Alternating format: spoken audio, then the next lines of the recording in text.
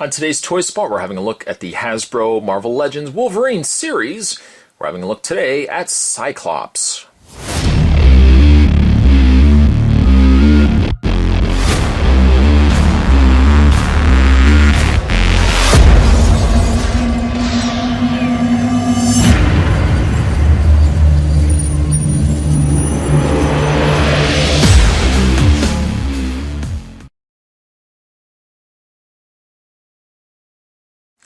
Cyclops includes the two arms required to finish off Puck, which we'll be finishing in this review. Not a bad looking Cyclops, I gotta say. We've gotten lots of Cyclops here and there. Really, I mean, by comparison, this Cyclops is a lot nicer than the first initial Cyclops, but that's just my opinion. Choking hazard, small parts not for children under 3 years of age. Again, coming to us from the good folks over at Hasbro. On the back of the package, Cyclops. He has protected Earth against it. Now, Cyclops wields the power of the Phoenix Force. It's interesting how they've featured two images, two different costumes of Cyclops, when I'm pretty sure they only released this particular set. Spot actually picked up the entire wave of Wolverine Marvel Legends from Big Bad Toy Store, and I got myself a case. So the case had several Wolverines, one White Queen, not the Rogue, two Sabretooth, and then two Cyclops, and none of which were the repaint. So once again, I think the Hasbro has just decided not to release this figure and not to release the Rogue. I'm not really sure why they keep doing that, but needless to say. So yeah, there you go. Includes arms to build Puck figure. So in this review, we'll have Puck fully assembled in his small and stocky stature. What I am going to do is take a break. I'm going to get this opened up, and when we come back, we are going to get a better look at Cyclops. There's definitely more heading your way, guys. Don't go anywhere. Stay tuned. And for your enjoyment, we have Tales of Puck 1 of 3, featuring Loki. The Alpha Flight team goes on a mission to save one of its members, only to lose another hero from the team. Puck is stripped of his powers through the trickery of Loki and banished to the Himalayan wilderness by the villain's magic. The hero's Alpha Flight teammates believe he has fallen in combat. Puck would eventually rejoin them in battle through a magical portal between dimensions. Read more from Alpha Flight number 50. Putting that aside, the final two pieces required for Puck are the two arms included with Cyclops. And taking Puck, which we have off the side here, and making sure we've got the right arms in the right sections, we're just going to peg that into place.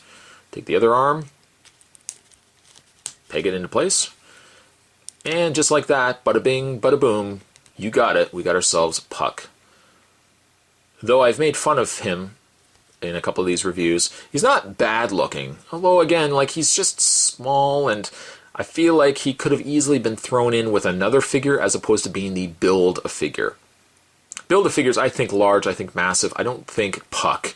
That's just my prerogative. I will review him separately. A review of Puck will be coming. Bot's got an itchy finger. I don't know. Does that mean I'm coming into money or anything? Probably not. Probably just means I have an itchy finger. Anyways, moving Puck aside, having a look at Cyclops. I like him. I like him a lot. Something on him feels loose. It's just his head. That's what's doing it. Once again, he's posed to be holding or to be pressing his side visor. Although really, you can't quite get it to meet up. You kind of always have a bit of a gap between the two. Despite that, he's still a pretty good looking figure. And I know even in the packaging I said, I think I prefer this figure more than I do the original Cyclops. And I somewhat stand behind that. I mean, while the other one was more traditional costume, Spot's finger's still itchy. Ugh. Anyways. Despite the fact that the original Cyclops had the more classic costume, he was just too big, too bulky, and he had just over-predominant muscles. Whereas this particular Cyclops is a nice balance between a muscular figure and still a slender figure. while he has more a updated suit, I think it still works well. And though this suit has changed and will likely change quite a couple times more, it still has the sense of Cyclops. You know, it still has the idea, like looking at, you know right away, it's Cyclops. I really like the panel lining in the yellow. It carries over through his entire body, down in the lower legs area and up at the top there. But it's really a nice touch. It just gives it a bit of detail. It's not just a straight-out blue suit.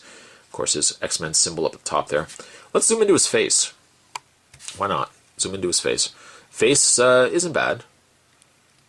It looks, I think, better from the side than it does from the front. From the front, it makes him look older. From the side, he looks a little younger.